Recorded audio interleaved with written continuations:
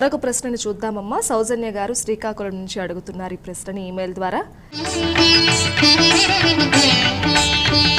ఈ పండుగ రోజున ఖచ్చితంగా బంగారం కొనాలా తెలియజేయండి అంటూ రాస్తున్నారు. ధర్మశాస్త్ర గ్రంథాలలో ఎక్కడా ఈనాడు బంగారం కొనమని చెప్పబడి లేదు. బంగారం దానం చెయ్యమని మాత్రం ఉంది. మరి దానం చేయడం కోసం కొంటారా అది ఆలోచించాలి, లేదా ఇంతకుముందు ఉన్నదాన్ని దానం చేస్తారా అది కూడా ఆలోచించుకోవాలి.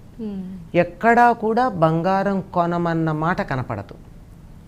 ఒక సంగతి ఆలోచించండి, ఈ బంగారం కొనడం గురించి వచ్చింది గనక ఈనాడు బంగారం కొంటే సంవత్సరం అంతా కొనుక్కుంటూనే ఉంటాం, బంగారం వచ్చేస్తూ ఉంటుంది, అందువల్ల మాకు బంగారం వస్తుంది గనక కొంటామంటున్నారు. కానీ ఇవాళ బంగారం కొనడం అన్నప్పుడు ఏం చేస్తున్నారు? మీరు మీ ఇంట్లో ఉన్న సొమ్ముని ఇస్తున్నారు కదా, ధనాన్ని, డబ్బుని.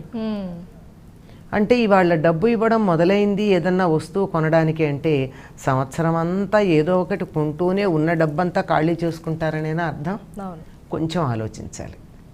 బంగారం కొనమని మాత్రం చెప్పలేదు. కొంటే మనకేమైందమ్మా, డబ్బు ఖర్చు అయింది, కొంచెం బంగారం ఏమన్నా వచ్చిందేమో ఇంటికి, వచ్చిన దాన్ని పెట్టుకునేటటువంటి అవకాశం ఎంతమందికి ఉంటుంది, పెట్టుకోగలిగిన శక్తి సామర్థ్యాలు ఎక్కడ ఉంటున్నాయి, అసలు ఇంట్లో ఉంచుకుంటున్నామా అన్నది కూడా ఆలోచించాల్సినటువంటి విషయం. ప్రత్యేకంగా ఎక్కడా కూడా ఇవాళ బంగారం కొనమని